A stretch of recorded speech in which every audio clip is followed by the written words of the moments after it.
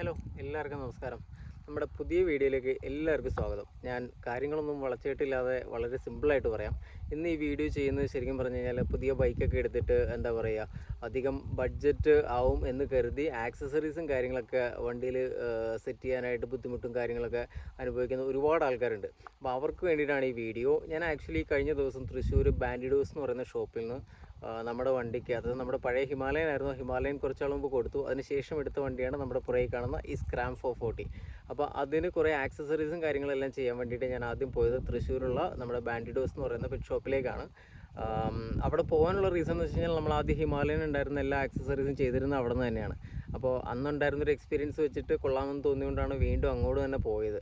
കാര്യം അധികം ബഡ്ജറ്റ് എന്താ പറയുക, നമുക്ക് മുടക്കണ്ടാത്ത രീതിയിൽ, അതായത് നമ്മൾ ഷോറൂമിൽ നിന്നൊക്കെ എനിക്ക് തോന്നുന്നു ഒരു ബാക്ക് ബോക്സ് ഒക്കെ വെക്കുമ്പോഴത്തേക്ക് ഏകദേശം 17 രൂപ 18 രൂപയൊക്കെ റേഞ്ച് ആവുന്നുണ്ട്.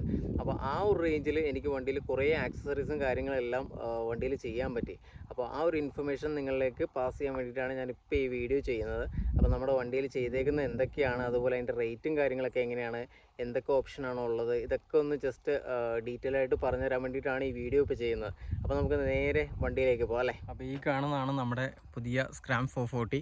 ഇതിൽ നമ്മൾ കുറേ ആക്സസറീസും കാര്യങ്ങളെല്ലാം ചെയ്തിട്ടുണ്ട്. ആദ്യം പറഞ്ഞ പോലെ തന്നെ മെയിനായിട്ട് നമ്മൾ ചെയ്തേക്കുന്നത് ബാക്ക് ബോക്സ് ആണ്. പ്ലസ് അത് ചെയ്യാൻ വേണ്ടിയിട്ടൊരു സ്റ്റാൻഡ് ആവശ്യമുണ്ടായിരുന്നു, ലൈക്ക് ഒരു കാരിയർ. അപ്പോൾ അത് ചെയ്തിട്ടുണ്ട്.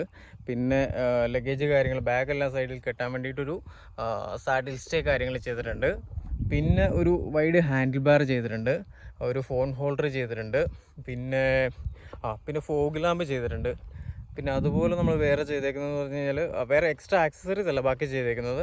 പിന്നെ നമ്മൾ ചെയിൻ ലൂബ് കാര്യങ്ങൾ അങ്ങനെയുള്ള കുറേ സാധനങ്ങൾ മേടിച്ചിട്ടുണ്ട്, ഒരു ഹെൽമെറ്റ് മേടിച്ചിട്ടുണ്ട്. അപ്പോൾ ഇത്രയും കാര്യങ്ങളുടെ ഡീറ്റെയിൽ ആയിട്ടുള്ള വീഡിയോ ആണ് നമ്മളിപ്പോൾ പറയാൻ പോകുന്നത്. ഇതിൻ്റെ വിലയും കാര്യങ്ങളൊക്കെ കേട്ടോ പറയാൻ പോകുന്നത്. ബില്ലും കാര്യങ്ങളെല്ലാം നമ്മുടെ കയ്യിൽ തന്നെ ഉണ്ട് കേട്ടോ. അത് നിങ്ങൾക്ക് വീഡിയോ ചെയ്യാൻ വേണ്ടിയിട്ട്, ഇതിൻ്റെയൊക്കെ റേറ്റ് അറിയാൻ വേണ്ടിയിട്ട് തന്നെ ഞാനൊന്ന് ജസ്റ്റ് എടുത്ത് വെച്ചിരുന്നതാണ്. അപ്പോൾ ഞാൻ ബാക്ക് ബോക്സിൽ തുടങ്ങാം. ഹിമാലയനിൽ വെച്ചിരുന്നത് നമ്മുടെ എന്താ പറയുക ഒരു പ്ലാസ്റ്റിക് മെറ്റീരിയൽ ആയിരുന്നു.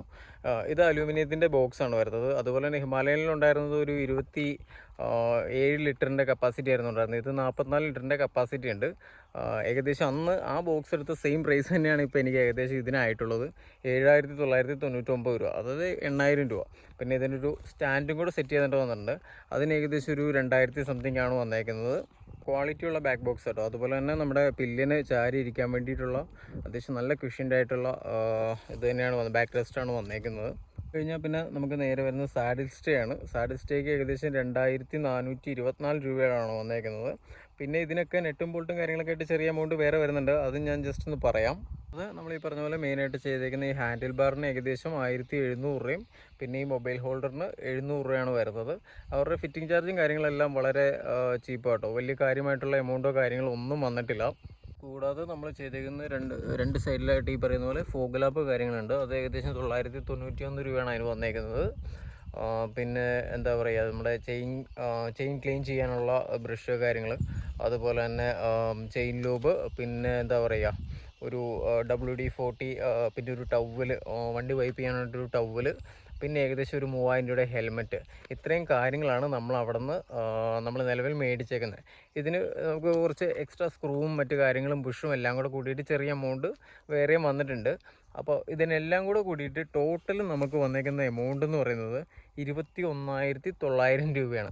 ഏകദേശം എനിക്ക് തോന്നുന്നു ഈ ബാക്ക് ബോക്സിന്, അത് ടോപ്പ് ബോക്സിന് ഏകദേശം ഷോറൂമിൽ ഞാൻ അന്വേഷിച്ചപ്പോൾ ഒരു 16,000 18,000 ഇടയ്ക്ക് എമൗണ്ട് വരുന്നുണ്ട്.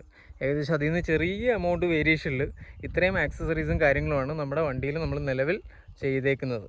പിന്നെ നിലവിൽ നമുക്ക് ഇത്രയും ബഡ്ജറ്റോ കാര്യങ്ങളോ ഒന്നും നിലവിൽ ഒരുമിച്ചെടുക്കാനില്ലാത്ത ആൾക്കാർക്കാണെങ്കിൽ ബജാജിൻ്റെ കാർഡോ EMI കാർഡോ കാര്യങ്ങളോ ഉണ്ടെങ്കിൽ നമുക്കെന്താ പറയുക, അവിടെ നിന്ന് തന്നെ ഇത് EMI ആയിട്ട് കൺവേർട്ട് ചെയ്യാൻ പറ്റും. ഏകദേശം 8 മാസം 6 മാസം 9 മാസം 12 മാസം അങ്ങനെ പലതരത്തിൽ നമുക്ക് EMI ആയിട്ട് കൺവേർട്ട് ചെയ്ത് ഇട്ട് കഴിഞ്ഞാൽ ഏകദേശം ഇത്രയും എമൗണ്ടിൻ്റെ ഒരു 2,000 രൂപ ഒക്കെ റേഞ്ചിലാണ് നമുക്ക് അടവ് വരിക. അപ്പോൾ അതിന് ചെറിയ പ്രോസസ്സിങ് ഫീയും കാര്യങ്ങളൊക്കെ ഉണ്ടാവും. അത് ഏകദേശം 2,000-നും 3,000-നും ഇടയ്ക്കാണ് ആ എമൗണ്ട് വരുന്നത്. ആ എമൗണ്ടാണ് നമ്മൾ ഇത് ലോൺ ആക്കുകയാണെങ്കിൽ നമ്മൾ ആദ്യം ഫസ്റ്റ് ടൈം കൊടുക്കേണ്ടതുള്ളൂ. പിന്നെ ബാൻഡിഡോസിൽ എനിക്ക് ഏറ്റവും ഇഷ്ടപ്പെട്ട ഒരു കാര്യം എന്ന് വെച്ചാൽ അവരുടെ ഫിറ്റ് ആൻഡ് ഫിനിഷിങ് കേട്ടോ. ഞാൻ ലാസ്റ്റ് നോക്കിയപ്പോൾ ഇതെല്ലാം ഫിറ്റ് ചെയ്തതിന് ശേഷം എന്താ പറയുക, ലാസ്റ്റ് ഒരാൾ ഇത് ഫൈനലി ചെക്ക് ചെയ്യാൻ വരെ ഉണ്ടായിരുന്നു. അയാൾ വന്നിട്ട് ഹാൻഡിൽ ബാർ എല്ലാം ടൈറ്റ് ചെയ്ത് കറക്റ്റാണോ, അതുപോലെ തന്നെ നമ്മൾ ചെയ്തേക്കുന്ന എല്ലാ സാധനങ്ങളും എന്തെങ്കിലും ഇളക്കോ കാര്യങ്ങളോ ഒക്കെ ഉണ്ടോ, ഇതെല്ലാം ക്രോസ് ചെക്ക് ചെയ്യുന്നതിന് വേണ്ടിയിട്ട് തന്നെ ആ മെക്കാനിക്ക് കൂടാതെ വേറൊരാൾ ക്രോസ് ചെക്ക് ചെയ്യാൻ വേണ്ടിയിട്ട് തന്നെ ഉണ്ടായിരുന്നു. അത്രയും എന്താ പറയുക, പെർഫെക്റ്റ് ആയിട്ടാണ് അവർ കാര്യങ്ങൾ ചെയ്യുന്നത്. ഞാൻ ശരിക്കും ഇത് ബാൻഡിഡോസിൻ്റെ ഒരു പ്രൊമോഷനായിട്ട് ചെയ്യുന്ന വീഡിയോ അല്ല. കാര്യം എന്താണെന്ന് വെച്ചാൽ എൻ്റെ പ്രൊമോഷൻ്റെ ആവശ്യം ബാൻഡിഡോസിനില്ല. ഒരു ദിവസം ഏകദേശം എന്താ പറയുക, നല്ല രീതിയിൽ കസ്റ്റമേഴ്സ് ഉള്ളൊരു ഷോപ്പാണ് ബാൻഡിഡോസ് എന്ന് പറയുന്നത്.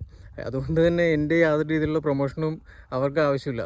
ശരിക്കും ഞാൻ ഈ വീഡിയോ ചെയ്യുന്നത് ബഡ്ജറ്റ് ഫ്രണ്ട്ലി ആയിട്ട് വണ്ടി എടുത്തതിന് ശേഷം ഇതുപോലെ ആക്സസറീസും കാര്യങ്ങളും എല്ലാം ചെയ്യാൻ ആഗ്രഹമുള്ള ആൾക്കാർക്ക് വേണ്ടിയിട്ടാണ്. അപ്പോൾ ഈ വണ്ടിയുടെ ബാക്കി വീഡിയോയും കാര്യങ്ങളും എല്ലാം നമ്മളിതിൻ്റെ തുടർച്ചയുണ്ടാവും. അപ്പോൾ അടുത്തൊരു വീഡിയോ ആയിട്ട് കാണുന്നവരെ ബൈ ബൈ.